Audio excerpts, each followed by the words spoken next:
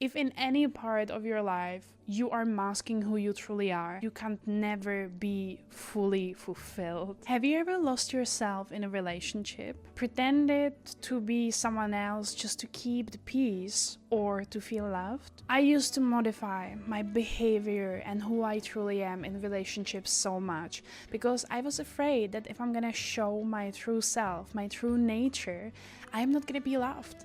Because so many times in my life I was told that I am too much, too emotional, too chaotic, and I felt that I have to be that very silent and very unopinionated and very unenergetic woman to be able to be loved.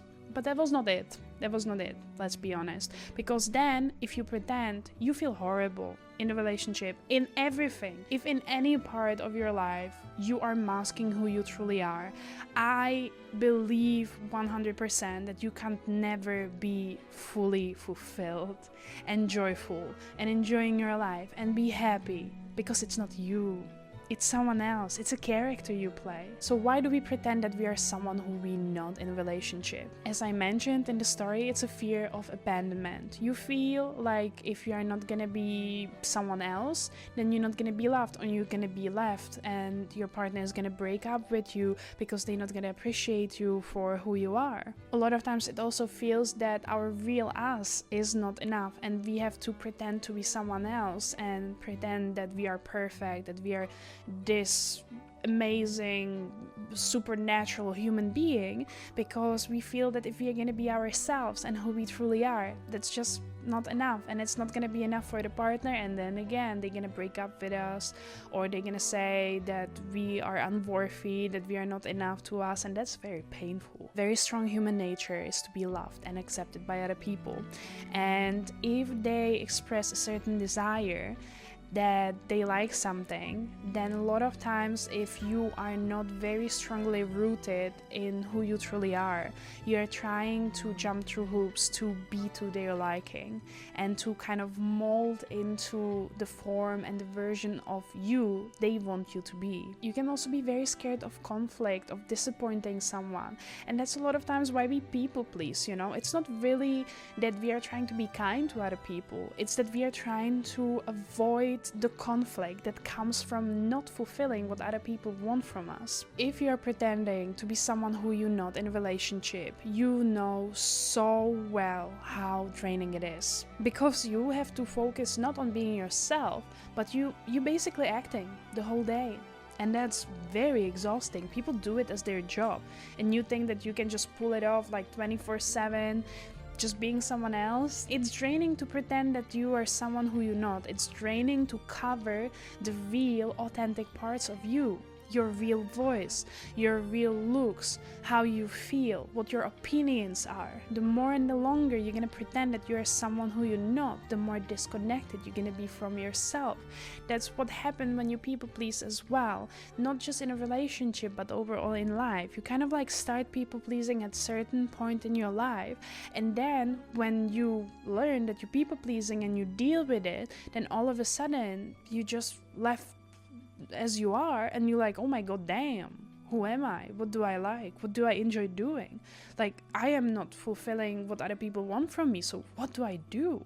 I can just like choose for myself.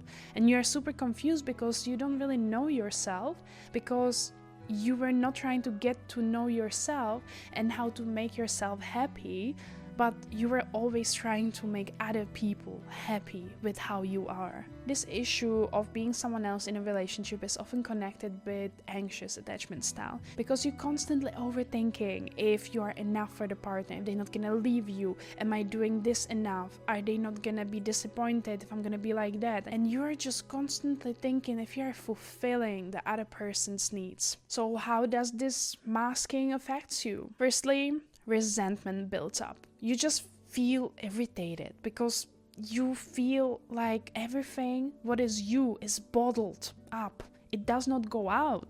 Your expression is not there.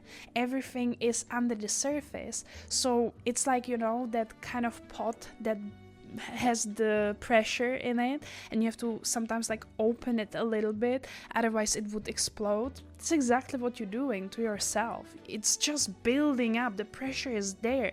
And a lot of times at certain point, people who bottle up who they truly are, they explode at one point of their life. And they are so rageous because they are finally letting out the air. As I mentioned, you start losing your identity. You disconnect from who you truly are, and then you have to rediscover what you stand for, what your values are, what you enjoy, what fulfills you, what is your everything. You have to redefine who you are, and you feel drained because you don't live in alignment what is true to you and who you truly are. So here are 4 actionable steps that you can do to be more you in a relationship. Number 1, recognize when you are faking it. When you agree to something, are you doing it because you feel like you should or because you really want to? Number 2, set small boundaries.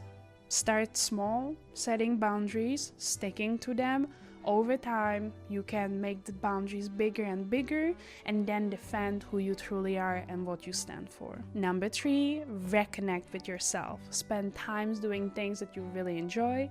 Journal, explore new hobbies. Number 4, the person who truly loves you will love you for who you truly are. Because your authentic self will attract a partner who will enjoy your authentic you. So that would be it for today's video. If you enjoy it, give it a like or consider subscribing, and see you in the next one.